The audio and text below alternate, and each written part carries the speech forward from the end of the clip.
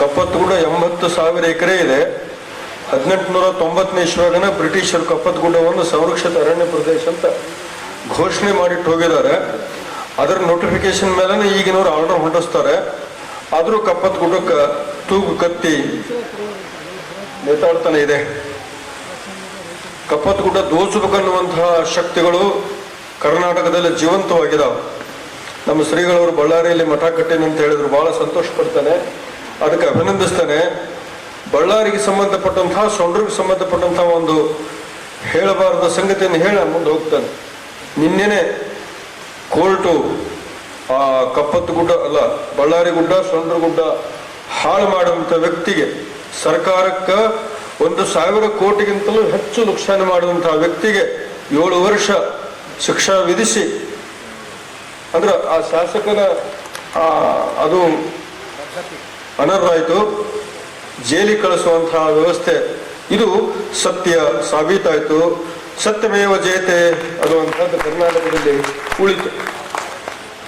ಅಂಥದ್ದೇ ಪರಿಸ್ಥಿತಿ ಕಪ್ಪತ್ತಗುಡ್ಡಕ್ಕೆ 2003ನೇ ಇಸ್ವಿಯಾಗ ನಾನು ಹೋದಾಗಿತ್ತು. ನನಗೆ ಹೋಗ್ಬೇಕಂತ ಮನಸ್ಸಿರಲಿಲ್ಲ. ನಾನು ಇಲ್ಲೇ ಮಡಿಕೇಶ್ವರ ಬೆದರಕೊಂದಿಯೊಳಗೆ 2 ಆಶ್ರಯ ಮಾಡಿಕೊಂಡು ಪರಮ ಪೂಜ್ಯ ಶ್ರೀ ಸಿದ್ದೇಶ್ವರ ಮಹಾಸ್ವಾಮೀಜಿಯವರ ಮಾರ್ಗದರ್ಶನದಲ್ಲಿ ಹಳ್ಳಿಗೆ ಹೋಗಿ ವ್ಯಸನ ಮುಕ್ತ ಸಮಾಜ, ಯುವ ಪುನಶ್ಚೇತನ ಶಿಬಿರ ಮಾಡ್ತಾ ನನ್ನ ಪಾಡಿಗೆ ನಾನು ಇರ್ತಿದ್ದೆ. ಇಲ್ಲಿ ಅಂದ್ರೆ ಬಿಜಾಪುರ ಜಿಲ್ಲೆಯಲ್ಲಿ ಯಾವುದೇ ಕಾರ್ಯಕ್ರಮ ಮಾಡಿದ್ರು ನಮ್ಮ ಭಕ್ತರು ಮೂಟಿ ಗಂಟಲೆ ಕೊಡ್ತಾರ, ಬುಟ್ಟಿ ಗಂಟಲೆ ಕೊಡ್ತಾರ, ಕೇಳೋ ಪ್ರಶ್ನೆನೇ ಇಲ್ಲ. ಯಾಕಂದ್ರೆ ಇದು ಶರಣರ ನಾಡು. ಹಾಗಾಗಿ ನಾವು ಮಡಿಕೇಶ್ವರ ಬೆದರಕುಂದಿಯೊಳಗೆ ಕಾರ್ಯಕ್ರಮ ಮಾಡೋ ಮುಂದೆ 10,000 ಜನ ಸೇರ್ತಿದ್ರು. ಅದಕ್ಕೆ ಗದಗ ತೋಂಟದಾರಿ ಮಠದ ಲಿಂಗೈಕ್ಯ ಡಾಕ್ಟರ್ ಸಿದ್ಧಲಿಂಗ ಮಹಾಸ್ವಾಮಿಗಳವ್ರನ್ನ ಜಗದ್ಗುರು ಕರೆಸಿದ್ದೆ ನಾನು. ಅವರ ಮಂದಿ ನೋಡಿ ಗಾಬರಿ ಆದ್ರು, ಏನಪ್ಪ ಇದು ಇಷ್ಟು ಮಂದಿ ಕೂಡ್ತಾರಲ್ಲ ಬಿಜಾಪುರ ಜಿಲ್ಲೆದಾಗ. ಅದು ಶರಣರ ಆಶೀರ್ವಾದರ ಬುದ್ಧಿ, ಬಸವಣ್ಣ ನಾಡಿದು ಅಂತ. ಅವರು ಅವತ್ತನ ಕಣ್ಣಿಟ್ಟು ಹೋದ್ರು ನನ್ನ ಮೇಲೆ. ಮುಂದೆ ನಾ ಡಂಬಳ ಸ್ವಾಮಿ, ನೀ ಡೋಣಿ ಸ್ವಾಮಿ ಕಪ್ಪತ್ತಗುಡ್ಡಕ್ಕೆ ಬರ್ಬೇಕಂತ ಹೇಳಿ 2003ನೇ ಇಸ್ವಿಯಾಗ ಅವರು ಆದೇಶ ಮಾಡಿದ್ರು. ಇಲ್ಲ ನಾ ಬಿಜಾಪುರಕ್ಕೆ ಹೋಗಿ ಬುದ್ಧಿಯವ್ರನ್ನ ಕೇಳ್ಕೊಂಬರ್ತೇನೆ, ಬುದ್ಧಿಯವರು ಕೇಳ್ಕೊಂಬ ನಂತರ ಭೇಟಿ ಆಗ್ತೇನೆ ಅಂದೆ ನಾನು ಬಿಜಾಪುರಕ್ಕೆ ಬರೋಕ್ಕಿಂತ ಮುಂಚೆ ಅವ್ರು ಬುದ್ಧಿಯವ್ರಿಗೆ ಫೋನ್ ಮಾಡಿ, ಇಲ್ಲ ನಿಮ್ಮ ಸ್ವಾಮಿಗಳನ್ನ ಒಂದು ಮಠಕ್ಕೆ ಮಾಡ್ತೇವೆ, ನೀವು ಅವ್ರನ್ನ ಒಪ್ಪಿಸ್ರಂತ ಬುದ್ಧಿಯವರಿಗೆ ಅವರು ಫೋನ್ ಮಾಡಿದ್ರು. ನಾ ಬಂದ ಕೂಡ ಬುದ್ಧಿಯವ್ರು ಹೇಳಿದ್ರು, ತೋಂಟದಾರ ಶ್ರೀಗಳು ಹೇಳ್ತಾರಂದ್ರೆ ಜಗದ್ಗುರುಗಳು ಅವರು ರಾಷ್ಟ್ರಪತಿಗಳಿದ್ದಂಗ, ಅವ್ರ ಮಾತನ್ನು ನೀವು ಕೇಳಬೇಕಂದ್ರು.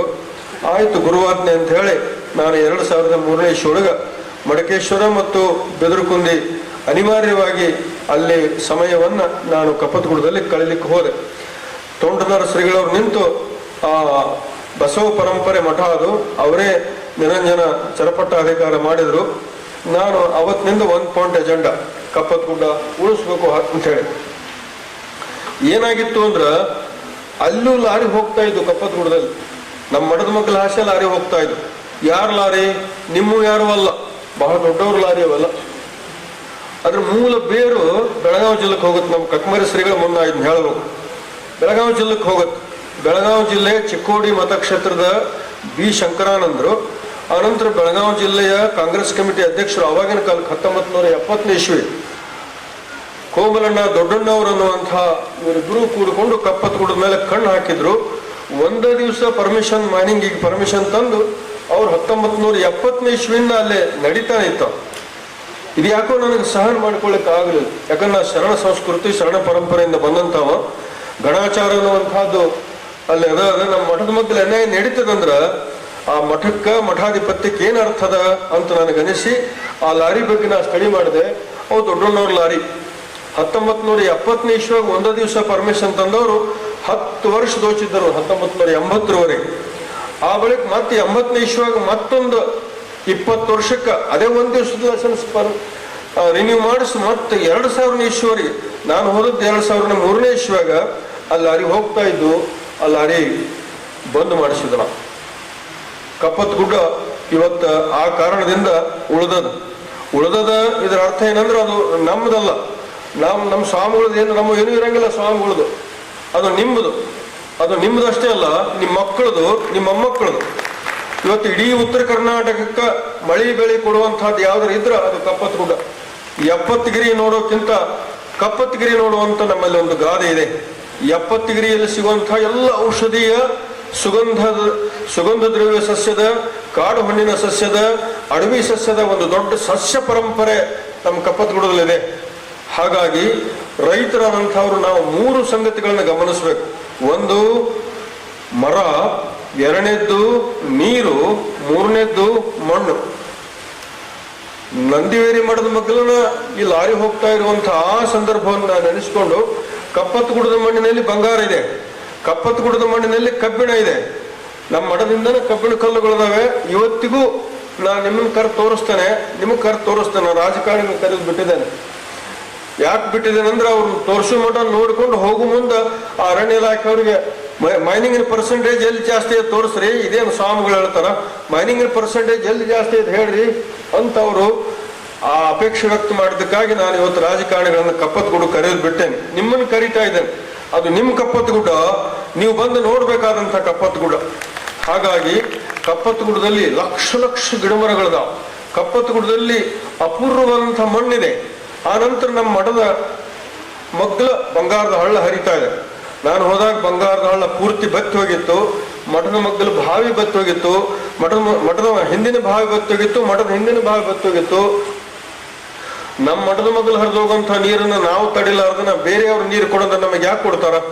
ಹಾಗಾಗಿ ಮಳೆಯಿಂದ ಬೀಳುವಂಥ ನೀರು ಅದು ನೀರಲ್ಲ, ಅದು ಅಮೃತ. ಅದನ್ನು ಇವತ್ತು ತುಪ್ಪದ ಉಪಾದಿಯಲ್ಲಿ ಬಳಸುವಂತ ಕಾಲದಲ್ಲಿ ನಾವಿದ್ದೇವೆ. ಯಾಕಂದ್ರೆ ನೀರು ಕೊಂಡು ಕುಡಿತಕ್ಕಂಥ ದಯನೀಯ ಸ್ಥಿತಿಗೆ ನಮ್ಮ ವ್ಯವಸ್ಥೆ ನಮ್ಮನ್ನು ತಂದಿಟ್ಟದ. ಹಾಗಾಗಿ ನೀರು, ಮಳೆಯಿಂದ ಬೀಳುವಂಥ ನೀರಿನ ಬಗ್ಗೆ ನಾನಲ್ಲಿ ಜಾಗೃತನಾಗಿ ನಮ್ಮ ಬಂಗಾರದ ಹಳ್ಳ ಅದನ್ನ ನಾವು ಪುನರುಜ್ಜೀವನ ಮಾಡಬೇಕಾಗಿತ್ತು. ನನ್ನ ಮನಸ್ಸಿನಾಗ ಅಣ್ಣಾ ಹಜಾರೆ ಇದ್ದು, ರಾಣೆಗಳ ಸಿದ್ಧಿಯೊಳಗ ಅಣ್ಣಾ ಹಜಾರೆ ಮಾಡುವಂಥ ಕೆಲಸ ನನ್ನ ಮನಸ್ಸಿನಾಗಿತ್ತು. ಹಾಗೇನೆ ನಮ್ಮ ರಾಜಸ್ಥಾನದ doctor Rajendra Singh, is a great hydrologist in our nation. So ಅವರು ನನ್ನ ಮನಸ್ಸಿನಾಗಿದ್ರು. ಅವರಿಬ್ಬರ ಒಂದು ರೀತಿಯೊಳಗ ನಮ್ಮ ನಂದಿವೇರಿ ಮಠದ ಮಗ್ಗಲಿರುವಂಥ ಬಂಗಾರದ ಹಳ್ಳವನ್ನು ಪುನರುಜ್ಜೀವನ ಮಾಡ್ಬೇಕಂತ ಹೇಳಿ ನಾನು DC ಅವ್ರನ್ನ ಮಠಕ್ಕೆ ಕರೆಯಾಗಿ ಕಳಿಸಿದೆ. DC ಅವರು, ಆ ನಂತರ DF ಅವರು, ಜಿಲ್ಲಾ ಪಂಚಾಯತಿ ಗದಗ ಜಿಲ್ಲಾ ಪಂಚಾಯತಿ CEO ಅವರು ಎಲ್ಲರೂ ಬಂದು ನಾವು ಗದಗಿನ ನಮ್ಮ ಕಪ್ಪತ್ತಗುಡ್ಡದ ನಂದಿವೇರಿ ಮಠದಲ್ಲಿ ನಾವು ಒಂದು ಮೀಟಿಂಗ್ ಮಾಡಿದ್ವಿ. ನಮ್ಮ ಮೀಟಿಂಗಿನ ಉದ್ದೇಶ ಏನಂದ್ರೆ 80,000 ಎಕರೆ ಅದ ಕಪ್ಪತ್ತಗುಡ್ಡ. 80,000 ಎಕರೆಯನ್ನು ಯಾಕೆ ನಾವು ಮಳೆನೀರು ಕೊಯ್ಲು ಮಾಡಬಾರ್ದು, ಯಾಕೆ ನಾವು ಅರಣ್ಯೀಕರಣ ಮಾಡಬಾರ್ದು ಅನ್ನುವಂಥದ್ದು. ಆದ್ರೆ ಅವರು ಅದಕ್ಕೆ ಹೆಚ್ಚು ಉತ್ಸಾಹ ತೋರಿಸಲಿಲ್ಲ. ಕೊನೆಗೆ 1,000 ಎಕರೆಗೆ ಬಂದು ನಿಂತು ನಮ್ಮ ನಂದಿವೇರಿ ಮಠವನ್ನ ಕೇಂದ್ರವಾಗಿಟ್ಟುಕೊಂಡು 1,000 ಎಕರೆ ಅರಣ್ಯ ಪ್ರದೇಶದಲ್ಲಿ ಮಳೆ ನೀರಿನ ಕೊಯ್ಲು ಮತ್ತು ಅರಣ್ಯೀಕರಣ ಮಾಡಿದ್ರ ಪರಿಣಾಮವಾಗಿ ಅಲ್ಲಿ 80,000 ಟ್ರೆಂಚಸ್ ಲಗಿಸ್ಲಿಕ್ಕೆ ನಮಗೆ ಸಾಧ್ಯ ಆಯ್ತು. ಒಂದು ಟ್ರೆಂಚ್ ಅಂದ್ರ 10 ಫುಟ್ ಉದ್ದ, 1.5 ಫುಟ್ ಅಗಲ, 1.5 ಫುಟ್ ಆಳ. ಇಂಥ 80,000 ಟ್ರೆಂಚಸ್ಗಳನ್ನ ಅಲ್ಲಿ ತೆಗೆಸಿ ಒಂದೊಂದು ಟ್ರೆಂಚ್ 3 ಸಸಿ ಹೆಚ್ಚಿದ್ದಾರೆ. ಬೇವು, ಆಲ, ಹತ್ತಿ, ಅರಳಿ, ಬಿಲ್ವ, ಬನ್ನಿ, ಬಳುಲಿ, ಕತ್ತಾಳೆ, ಜಮ್ಮು ನೀರಳ, ಬಿದರು, ಬೆಟ್ಟದಲ್ಲಿ, ಹೊಂಗೆ, ಮರ ಉಡ್ಲ. ನಾನು ಉದ್ದೇಶಪೂರ್ವಕವಾಗಿ ಇದ್ರ ಹೆಸರು ಹೇಳ್ತಾ ಇದ್ದೇನೆ. ಇವತ್ತ ಶಿವಾಯ ನಮಃ ಅನ್ನೋದ್ರ ಜೊತೆಗೆ ಓಂ ಜಲಾಯ ನಮಃ ಅನ್ನುವಂಥ ಕಾಲನು ಇವತ್ತು ನಮಗೆ ಬಂದ್ಬಿಟ್ಟದ. ಹಾಗಾಗಿ ನಾವು ಸಸ್ಯಗಳ ನಾಮವನ್ನ ನೆನಪಿಟ್ಕೋಬೇಕು ಅನ್ನುವಂಥ ಕಾರಣದಿಂದ ನಾನು ಇದನ್ನು ಉದ್ದೇಶಪೂರ್ವಕವಾಗಿ ಹೇಳ್ತಾ ಇದ್ದೇನೆ. ಜೊತೆಗೆ ಆ 80,000 ಟ್ರೆಂಚಸ್ಸು ಮಳೆ ನೀರಿನ ಕೊಯ್ಲಿಗಾಗಿ, 25,000 ಫಿಟ್ಸು ಅದು ಕೂಡ ಮಳೆ ನೀರಿನ ಕೊಯ್ಲಿಗಾಗಿ. ನಮ್ಮ ಬಂಗಾರದ ಹಳ್ಳಕ್ಕೆ 1,000ದಷ್ಟು ಒಣ ಕಲ್ಲಿನ ಪರಿಶಿ ಮಾಡಿಸಲಾಗ್ಯದ. 1,000 ಒಣ ಕಲ್ಲಿನ ಪರಿಶಿ. ಒಣ ಕಲ್ಲಿನ ಪರಿಶಿ ಉದ್ದೇಶ ಏನಂದ್ರೆ ಓಡೋಗೋ ನೀರು ತಡೆದು ಹೋಗುವಂಗ, ತಡೆದು ಹೋಗೋ ನೀರು ನಡೆದು ಹೋಗುವಂಗ, ನಡೆದು ಹೋಗೋ ನೀರು ನಿಂತು ಹೋಗುವಂಗ, ನಿಲ್ಲುವಂಥ ನೀರನ್ನು ನಮ್ಗೆ ಅಲ್ಲೇ ಇಂಗಿಸಬೇಕಾಗಿತ್ತು. ಅಂತರ್ಜಲ ಜಾಸ್ತಿ ಆದ್ರ ಕಪ್ಪತ್ತಗುಡ್ಡದಲ್ಲಿರುವಂಥ ಜೀವ ವೈವಿಧ್ಯತೆಗೆ ತುಂಬಾ ಪೋಷಕ ಆಗುತ್ತೆ ಅನ್ನುವಂಥ ಸಂಗತಿನೂ ಕೂಡ ಅಲ್ಲಿ ಅಡಕವಾಗಿತ್ತು.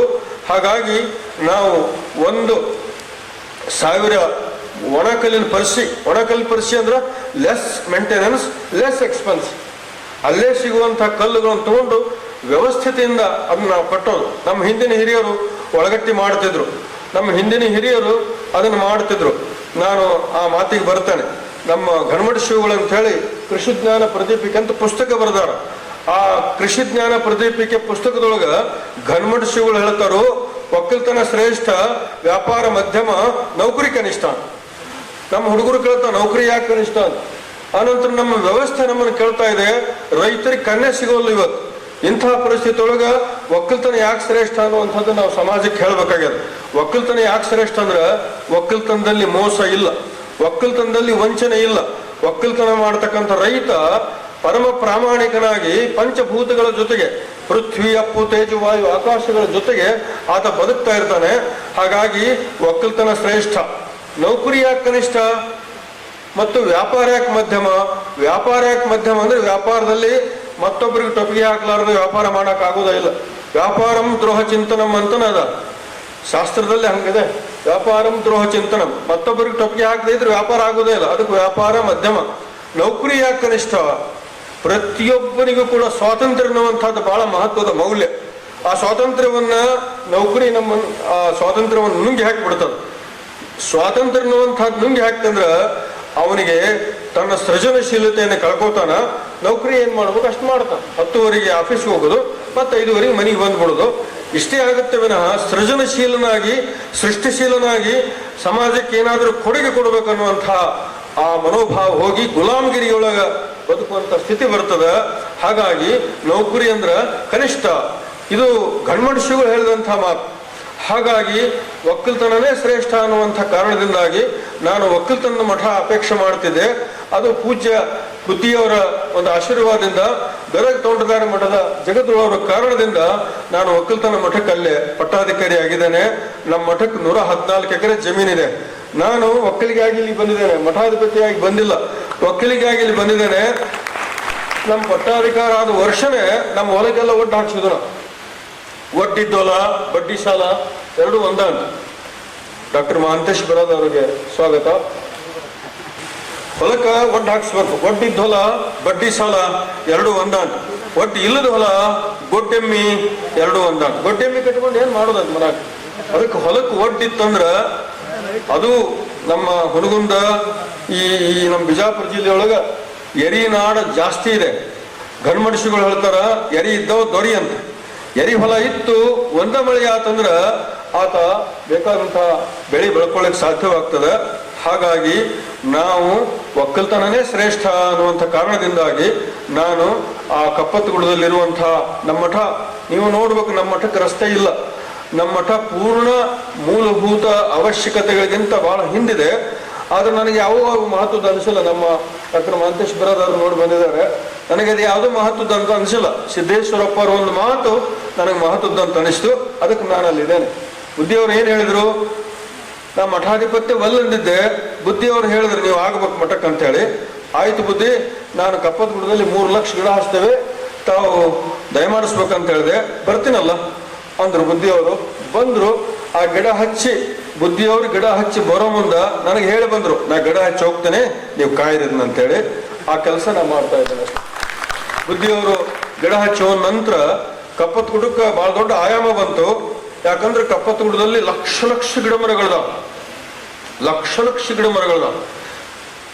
ಜಾಯ್ಸ್ ಕಿಲ್ಮರ್ ಅನ್ನುವಂಥ ಪಾಶ್ಚಿಮಾತ್ಯ ಕವಿ ಒಂದು ಮಾತನ್ನು ಹೇಳ್ತಾನೆ. ಆ ಗಿಡವನ್ನು ನೋಡಿ ಎಷ್ಟು ಅದ್ಭುತವಾದಂಥ ಸಂಗತಿ. ನಮ್ಮ ರೈತರು ಇಂಥ ಸಂಗತಿಗಳನ್ನು ತಿಳ್ಕೋಬೇಕು. ಯಾಕಂದ್ರೆ ಬನ್ನಿ ಗಿಡ ಕಡ್ದು ಹಾಕು ಬಂದಿದ್ವಿ ನಾವು, ಹೊಲದಾಗ ಎಂತಹ ಗಿಡ ಇದ್ರು ಕಡ್ದು ಹಾಕು ಬಂದಿದ್ವಿ ನಾವು. ಆದ್ರೆ ಗಿಡ ಮರಗಳಿದ್ರೆ ಮಾತ್ರ ಮಳೆ ಬರ್ತದೆ ಹೊಲಕ್ಕೆ. ಹೊಲಕ್ಕೆ ಮಳೆ ಬರ್ಬೇಕಂದ್ರ ಗಿಡ ಮರಗಳಿದ್ರೆ ಮಾತ್ರ ಹೊಲಕ್ಕೆ ಮಳೆ ಬರ್ತದೆ. ನಾವ್ ಹೆಂಗಾಗಿ ಬಿಟ್ಟಿವಂದ್ರ, ನಮ್ಮ ಮಕ್ಕಳು ಅಕ್ಕಮಾದೇವಿ ಆಗೋದು ಬೇಡ, ನಮ್ಮ ಮಕ್ಕಳು ಬಸವಣ್ಣ ಆಗೋದು ಬೇಡ. ಮಂದಿ ಮಕ್ಕಳು ಬಸವಣ್ಣ ಆಗಲಿ, ಮಂದಿ ಮಕ್ಕಳು ಅಕ್ಕಮಾದೇವಿ ಆಗಲಿ, ಹೋಗಿ ನಾವು ಆಶೀರ್ವಾದ ತೊಗೊಂಬರೋನು, ನಮ್ಮ ಮಕ್ಕಳು ಆಗೋದು ಬೇಡ ಅನ್ನುವಂಥ ಜನ ನಾವಾಗಿದ್ದೇವೆ. ಆದ್ರ ಗಿಡ ಮರಗಳು ಬಹಳ ಮಹತ್ವದ್ದು. ಮಳೆ ತರಲಿಕ್ಕೆ ಅವು ತುಂಬಾ ಅಗತ್ಯವಾಗಿರುವಂತಹ ಸಂಗತಿಯೂ ಹೌದು. ಆ ಜಾಯ್ಸ್ ಕಿಲ್ಮರ್ ಅನ್ನುವಂತಹ ಪಾಶ್ಚಿಮಾತ್ಯ ಕವಿ ಹೇಳ್ತಾನೆ, ಓ ವೃಕ್ಷವೇ ಅದೇನು ನಿನ್ನ ಲೀಲೆ, ನಿನಗಿಂತ ಶ್ರೇಷ್ಠ ಕವಿತೆ ಇದೆಯೇ ಈ ಭೂಮಿಯ ಮೇಲೆ. ಹಸಿರು ರವಗುಡುವ ಹಲ್ಲುಗಳಿಂದ ಮಣ್ಣ ಮಲಕಟ್ಟಿ ರಸ ಹೀರಿ, ತಣಿದು ರಸಸೃಷ್ಟಿಕರ್ತನತ್ತ ಕೈಚಾಚಿ ಪ್ರಾರ್ಥಿಸಿ ಅವಾಗ ಅಭಿನಂದನೆ ಸಲ್ಲಿಸಿ, ಹಕ್ಕಿ ಪಕ್ಕಿ ಸಕಲ ಜೀವ ಸಂಕುಲವ ಸಂರಕ್ಷಿಸಿ, ಜೀವಘಾತುಕ ಹಿಮಧೂಮಗಳ ನಪ್ಪಿ ಆಲಂಗಿಸಿ, ಮಳೆಮಿಂಚುಗಳಿಗೂ ಆಪ್ತ ನೆನೆಸಿ, ಬದುಕಿಸುವ ನಿನ್ನಿಂದಲೇ ಸಸ್ಯಕಾಶಿ. ಬರೆಯಬಹುದು ನನ್ನಂಥ ಮೂರ್ಖರು ಹಲವು ಕವಿತೆಗಳ, ಆದರೆ ಆ ದೇವ ಅವ ಮಾತ್ರ ಸೃಜಿಸಬಲ್ಲ ನಿನ್ನಂಥ ಸಜೀವ ವೃಕ್ಷಗಳ. ಓ ವೃಕ್ಷವೇ ಅದೇನು ನಿನ್ನ ಲೀಲೆ. ಒಂದು ಗಿಡದ ಮುಂದೆ ಹೋಗಿ ನಿಂತ್ರೆ ಅಷ್ಟು ಸಂತೋಷ ಆಗತ್ರಿ. ಒಂದು ಕೂಸಿನ ಮುಂದೆ ಹೋಗಿ ನಿಂತ್ರೆ ಅಷ್ಟು ಸಂತೋಷ ಆಗತ್ತ. ಯಾಕಂದ್ರೆ ಆ ಕೂಸಿಗೆ ನಾ ನೀ ಅನ್ನೋದೇನು ಗೊತ್ತಿರೋದಿಲ್ಲ. ಅಲ್ಲಿ ಅಹಂಕಾರ ಮಮಕಾರ ಏನೂ ಇರುವುದಿಲ್ಲ. ಹಾಗೇನೆ ಆ ವೃಕ್ಷದಲ್ಲಿ ಕೂಡ ಅಂತ ಸ್ಥಿತಿ ಅದ. ಇಂಥ ಹೆಸರಿಲ್ಲದ ಹೆಸರೊಲ್ಲದ, ಹೆಸರೇ ಗೊತ್ತಿಲ್ಲದ ಲಕ್ಷ ಲಕ್ಷ ಗಿಡ ಮರಗಳು ನಮ್ಮ ಕಪ್ಪತ್ ಗುಡ್ಡದಲ್ಲಿ ಅದಾವ. ನಾನು 2003ನೇ ಇಸ್ವಿ ಹೋದ ಕೂಡನ ನಮ್ಮ ಮಠದ ವತಿಯಿಂದ we are already documented 340 medicinal plants which are rare and endangered in that area. Particularly that Kappat Hills is famous for the medicinal plants. Not only medicinal plants, there are so many aromatic plants are also there. Medicinal plants, aromatic plants, minor fruits plants and forest plants. ಅಂದ್ರೆ ಔಷಧೀಯ ಸಸ್ಯಗಳು, ಸುಗಂಧ ದ್ರವ್ಯ ಸಸ್ಯಗಳು, ಕಾಡು ಹಣ್ಣಿನ ಸಸ್ಯಗಳು ಮತ್ತು ಅಡವಿ ಸಸ್ಯಗಳು ನಮ್ಮ ಕಪ್ಪತ್ತಗುಡ್ಡದಲ್ಲಿ ಲಕ್ಷ ಲಕ್ಷ ಗಿಡ ಮರಗಳದ. ಅವುಗಳನ್ನ ನಮ್ಮ ಮಠದ ವತಿಯಿಂದ ನಮಗೆ ಎಷ್ಟು ಸಾಧ್ಯ ಆಗುತ್ತೆ, ನಮಗೆ ಸ್ವಾಮಿಗಳಿಗೆ ಇತಿಮಿತಿಗಳಿರ್ತವೆ. ಆ ನನ್ನ ಇತಿಮಿತಿ ಒಳಗ ಡಿಜಿಟಲ್ ಕ್ಯಾಮರಾದ ಮುಖಾಂತರವಾಗಿ ಅವನ್ನೆಲ್ಲ ಡಾಕ್ಯುಮೆಂಟ್ ಮಾಡಿ ಅವನ್ನ ಬಾಟ್ನಿಕಲ್ ನೇಮ್, ಆನಂತರ ಲೋಕಲ್ ನೇಮ್, ಸಂಸ್ಕೃತ ನೇಮ್ ಆ ಡಾಕ್ಯುಮೆಂಟೇಶನ್ ಮಾಡಿಟ್ಟಿದ್ದೇವೆ. ನನ್ನ ಲ್ಯಾಪ್ಟಾಪ್ನಲ್ಲಿ ಅದು ಸುಭದ್ರವಾಗಿದೆ. ಆದ್ರೆ ಇಷ್ಟೇ ಸಾಲದು. ಕಪ್ಪತ್ತಗುಡ್ಡದ ವಿಷಯಕ್ಕಾಗಿ ನಾನು ಈ ವೇದಿಕೆ ಮುಖಾಂತರವಾಗಿ ಸರ್ಕಾರವನ್ನ, ಕೇಂದ್ರ ಸರ್ಕಾರ ಮತ್ತು ರಾಜ್ಯ ಸರ್ಕಾರ ಎರಡನ್ನೂ ನಾನು ಒತ್ತಾಯಿಸ್ತಾ ಇದ್ದೇನೆ. ಕಪ್ಪತ್ತಗುಡ್ಡದಲ್ಲಿರುವಂತಹ ಅಪಾರವಾದಂತಹ ಜೀವ ವೈವಿಧ್ಯತೆಯನ್ನ, ಸಸ್ಯ ವೈವಿಧ್ಯತೆಯನ್ನು ಉಳಿಸುವಂತಹ ಜವಾಬ್ದಾರಿಯನ್ನ ಎರಡೂ ಸರ್ಕಾರಗಳು ಹೊತ್ಕೋಬೇಕಾಗ್ಯದ. ಯಾಕಂದ್ರೆ ಅದು ಸರ್ಕಾರದ ಆಸ್ತಿ ಕಪ್ಪತ್ತಗುಡ್ಡ. ಜೊತೆಗೆ ಕಪ್ಪತ್ತಗುಡ್ಡದಲ್ಲಿರುವಂತಹ ಆ ಎಲ್ಲ ಸಸ್ಯ ಸಮೂಹದ ಸಂಬೋಧನೆ ಆಗಬೇಕು, ಸಂರಕ್ಷಣೆ ಆಗಬೇಕು, ಸಂವರ್ಧನೆ ಆಗಬೇಕು ಹಾಗೂ ಸಂಶೋಧನೆ ಆಗಬೇಕು. ಸಂಶೋಧನೆ ಅಂದ್ರೆ ಯಾವ ಔಷಧಿ ಸಸ್ಯದಿಂದ ಏನೇನಾಗ್ತದ. ನಮ್ಮ ಡಾಕ್ಟರ್ ಮಹಾಂತೇಶ್ ಬರಾದರ್ ಅವರು ಆಯುರ್ವೇದಿಕ್ ಡಾಕ್ಟರ್, ಅವರು ಆಯುರ್ವೇದಿಕ್ ಡಾಕ್ಟರ್ ಗೊತ್ತಿದೆ ಒಂದು ಔಷಧಿ ಸಸ್ಯದ ಮಹತ್ವ ಏನದ ಅಂತ ಹೇಳಿ. ನಮ್ಮ ಮಠದ ಮಗ್ಲನ ಬಂಗಾರದ ಹಳದಲ್ಲಿ ನೆಲಬೇವು ಅಂತಿದೆ. Its botanical name is Andrographis paniculata. ಅದು ನೆಲಬೇವು ಅಂತಾರೆ. ನಮಗ ನಮ್ಮ ಮನೆ ಮುಂದೆ ಬೆಳೀತಕ್ಕಂಥ ಈ ಬೇವು ಗೊತ್ತು, ಆ ನಂತರ ಅರಬೇವು ಗೊತ್ತು, ಕರಬೇವು ಗೊತ್ತು, ಆದ್ರೆ ನೆಲಬೇವು ಗೊತ್ತಿಲ್ಲ. ನೆಲಬೇವು ಅದಿಷ್ಟ ಕಿರಿಕ್ ಸಾಲಿಗೆ ಬೆಳೀತದ. ಅಪೂರ್ವವಾದಂತಹ ಅಪರೂಪದ ಔಷಧೀಯ ಸಸ್ಯ. ಹಾಗೇನೆ ನಮ್ಮ ಮಠದ ಹಿಂದೆ ಆ ಬಂಗಾರದ ಹಾದಾಗ ಹೋದ್ರ ಮಧುನಾಶಿನಿ ಅಂತಿದೆ, ಜಿಮ್ನೆಮೈ ಸಿಲ್ವೆಸ್ಟರೈ. ಬಾಟ್ನಿಕಲ್ ನೇಮ್ ಈಸ್ ಜಿಮ್ನೆಮೈ ಸಿಲ್ವೆಸ್ಟರೈ. ಅಂದ್ರ ಮನುಷ್ಯನ ರಕ್ತದಲ್ಲಿ ಸಕ್ಕರೆ ಪ್ರಮಾಣ ಜಾಸ್ತಿ ಆಯ್ತಂದ್ರ ಡಯಾಬಿಟಿಸ್ ಬರ್ತದ. ಡಾಕ್ಟರ್ ಹೇಳ್ತಾರ ನುಚ್ಚು ಮಜ್ಜಿಗೆ ಉಂಡ್ರಿ ಅಂತ ಹೇಳಿ. ಆ ಕಾರಣದಿಂದ ಶುಗರ್ ಜಾಸ್ತಿ ಆಗಿತ್ತಂದ್ರ ಅದನ್ನ ಕಂಟ್ರೋಲ್ ತರಲಿಕ್ಕೆ, ಶುಗರ್ ಕಂಟ್ರೋಲ್ ಆಗಿತ್ತಂದ್ರ ಕಡಿಮೆ ಮಾಡ್ಕೊಳ್ಳಿಕ್ಕೆ ಮಧುನಾಶಿನಿ ಎಲೆಗಳನ್ನ ತಿನ್ಬೇಕಂತ ಡಾಕ್ಟರ್ ಹೇಳ್ತಾರ. ಇನ್ನೂ ಒಂದು ವಿಶೇಷ ಏನಂತಂದ್ರೆ ಮಧುನಾಶಿನಿ ಎಲೆಯೊಳಗ ಮನುಷ್ಯನಿಗೆ ನಾಲಿಗೆಯೊಳಗೆ ಗ್ರಹಣ ಶಕ್ತಿ ಇರ್ತದೆ. ಆ ಗ್ರಹಣ ಶಕ್ತಿಯನ್ನ ಆ ಮಧುನಾಶಿನಿ ಅನ್ನುವಂಥ ಎಲೆ ತಿಂದ್ರ ಗ್ರಹಣ ಶಕ್ತಿ ಕಡಿಮೆ ಆಗುತ್ತ. ಜೊತೆಗೆ ಈ ಶುಗರ್ನ ಪರ್ಸೆಂಟೇಜ್ ಕೂಡ ರಕ್ತದಲ್ಲಿ ಕಡಿಮೆ ಆಗುತ್ತೆ. ಇಂಥ ಸಾವಿರ ಔಷಧಿ ಸಸ್ಯಗಳು ನಮ್ಮ ಕಪ್ಪತ್ತಗುಡ್ಡದಲ್ಲಿದ್ದಾವೆ. ಬಹುಶಃ ಇದನ್ನು ನೋಡೇನೆ ನಮ್ಮ ಧಾರವಾಡದ ಸಮನ್ವಯದ ಕವಿ ಚನ್ನವೀರ ಕಣಿಯವರು ಆ ಗಿಡ ಈ ಗಿಡ ಒಂದೊಂದು ಜೈಂಗೊಡ, ಆ ಗಿಡ ಈ ಗಿಡ ಒಂದೊಂದು ಜೈಂಗೊಡ, ಬಾಂದೇವಿಗೆ ನೆಲದಾಯಿಯ ಹೊಂಗೊಂಡೆಯ ಹೊಂಗುಡ. ಅಪ್ಪ, ಒಂದು ಗಿಡ ಅಂದ್ರ ಅದು ಗಿಡ ಅಲ್ಲ. ಒಂದು ಗಿಡ ಅಂದ್ರ ಅದು ಬಂಗಾರದ ಕೊಡ. ಒಂದು ಗಿಡ ಅಂದ್ರ ಅದು ಗಿಡ ಅಲ್ಲ, ಅದು ಜೇನಿನ ಕೊಡ. ಜೇನು ಮನುಷ್ಯನಿಗೆ ಮಾಡ್ಲಿಕ್ಕೆ ಆಗೋದಿಲ್ಲ. ಉಳ್ಕೆದೆಲ್ಲ ಮನುಷ್ಯ ಮಾಡ್ಬೋದು, ಆದ್ರೆ ಜೇನು ಮಾಡ್ಲಿಕ್ಕೆ ಆಗೋದಿಲ್ಲ. ಎಲ್ಲಿ ಜೇನು ಇಡ್ತದ ಅಲ್ಲಿ ಜೀವ ವೈವಿಧ್ಯತೆ ಅದಂತ ನಾವು ತಿಳ್ಕೋಬೇಕು. ನಮ್ಮ ಕಪ್ಪತ್ತಗುಡ್ಡದಲ್ಲಿ ನಮ್ಮ ಮಠದಿಂದ 2 ಜೇನು ಅದು ದೊಡ್ಡ ಜೇನು ಇದಾವ. ಅಂದ್ರ ಅಲ್ಲಿ ಜೀವ ವೈವಿಧ್ಯತೆ ಅದ. ಹಾಗಾಗಿ ಆ ಜೇನು ಅದು ನಿಜವಾದ ಅರಣ್ಯವಾಸಿ, ನಾವು ಗೆಸ್ಟ್ ಅಷ್ಟೇ. ಹಾಗಾಗಿ ಆ ಜೇನು ಅಲ್ಲಿದೆ. ಆ ಗಿಡ ಈ ಗಿಡ ಒಂದೊಂದು ಜೇಂಗೊಡ, ಬಾಂದೇವಿಗೆ ನೆಲದಾಯಿಯ ಹೊಂಗೊಂಡೆಯ ಹೊಂಗೊಡ. ಯಾವ ಹೆಸರು ತರುಲತೆಗಳ ತೋರಣ, ಬಂದುದೆಲ್ಲಿ ಬೆಳೆದುದೆಲ್ಲಿ ನಿಷ್ಕಾರಣ ಕಾರಣ. ನೀಲಂಗಣ ತೆರೆ ಕಂಕಣ ಕೆಂದಳಿರ್ನ ಕಾವಣ, ಅಲ್ಲಿ ಇಲ್ಲಿ ಎಲ್ಲೆಲ್ಲಿಯೂ ಸವಿಹಾಡಿನ ರಿಂಗಣ. ಹೂವಿಗೆ ದುಂಬಿಯ ಮೈ ಕೈಗಳ ಸ್ಪರ್ಶನ, ಅಪರಂಜಿಯ ಅನುರಾಗದ ಮಾಧುರ್ಯದ ಬಂಧನ. ಬಾಂದಳಿರ್ನ ಮೇಲ್ಮಾಳಿಗೆ ಮಧು ಕೋಗಿಲೆಗಾಸರ, ಎದೆಯುಬ್ಬಿಸಿ ಕುಕ್ಕಿಲಿಡುತ್ತಿರೆ ಎಲೆಗಳ ಮರ್ಮರ. ಅಳಲುಸಿರಿಗೆ ಸುರಿನ ತಂಪಿನ ತಳಿ ಚುಮುಕಲ, ಹಾಲುಬಳ್ಳಿ ಜೋಲು ಬಳ್ಳಿ ತೂಗು ಮಂಚ ಚಂಚಲ. ಜುಳು ಜುಳು ನದಿ ಕಲಕಲುತ್ತ ಜೋಗುಳದಲ್ಲಿ ಪಾಡಲ, ವಿಶ್ವದೊಳಲು ತನಿಷನೆಂದು ಪಾಲ್ಜೇನಿನ ಮಳೆಯಲ. ತೆರೆಯೆನವಿರು ಹುಲ್ಲು ಹಸಿರು ಮಕಮಲ್ಲಿನ ಮುಸುಗಲ, ಮುಗಿದು ತನ್ನ ಮನೆಗೆಲಸದಿ ಗುಣಿಸುವ ಹಾಡಲ. ಹಕ್ಕಿ ಜೋಡಿ ಒಂದುಗೂಡಿ ಉಲಿಯುತ್ತಿರುವ ಹುಮ್ಮಸ, ವನದೈಶ್ವರಿ ಕುಶಲ ಕುಂಚ ಚಿತ್ರದಂತೆ ಹೊಸ. ಆ ಗಿಡ ಈ ಗಿಡ ಒಂದೊಂದು ಜೇಂಗೊಡ, ಬಾಂದೇವಿಗೆ ನೆಲದಾಯಿಯ ಹೊಂಗೊಂಡೆಯ ಹೊಂಗೊಡ. ಇದು ಚನ್ನವೀರ ಕಣಿಯವರ ಕವನ. ನಾವು ರೈತರು ಆದಂಥವರು ಗಿಡ ಮರಗಳನ್ನ ಪ್ರೀತಿಸ್ಬೇಕು, ನಾವು ಇಷ್ಟಪಡ್ತೀವಿ ಅಷ್ಟೇ, ಆದ್ರೆ ಪ್ರೀತಿ ಮಾಡೋದಲ್ಲ. ಯಾರು ಇಷ್ಟಪಡ್ತಾರೋ ಅವ್ನು ಹರ್ಕೊಂಡು ಹೋಗ್ತಾರ. ನಮ್ಮ ಮಠದಾಗ ಹೂವಿನ ಗಿಡ ಹಚ್ಚೇವೆ, ಹೆಣ್ಮಕ್ಳು ಬಂದು ಹರ್ಕೊಂಡು ಹೋಗೋದು ನೋಡಿದ್ರೆ ತುಂಬಾ ಬೇಸರ ಅನಿಸ್ತದೆ. ಯಾಕಂದ್ರ ಅವ್ರು ಇಷ್ಟಪಡ್ತಾರಷ್ಟೇ, ಅದು ಪ್ರೀತಿಸೋದಿಲ್ಲ.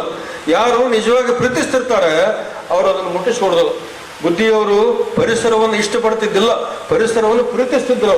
ಹಾಗಾಗಿ ಒಂದು ಗಿಡ ಕಡಿದಂದ್ರ ಬುದ್ಧಿಜವರು ಅದಕ್ಕೆ ಬಹಳ ತಕರಾರು. ಆಶ್ರಮದಲ್ಲೇ ಒಂದು ಅದು ಜಾಲಿ ಗಿಡ ಇರ್ತಿತ್ತು, ಅದನ್ನ ತೆಗಿಬೇಕಂತ ಎಲ್ಲರೂ ಅಂತಿದ್ರು. ಬುದ್ಧಿಯವರು ಏನಾಗೈತೆ ನಿಮ್ಗೆ ಅದಕ್ಕೆ ಅಂತಿದ್ರು ಬುದ್ಧಿಯವರು. ಅದು ಒಂಥರ ಐತ್ರಿ ಬುದ್ಧಿ ಅಂತ ಇವ್ರು ಹೇಳ್ತಿದ್ರು.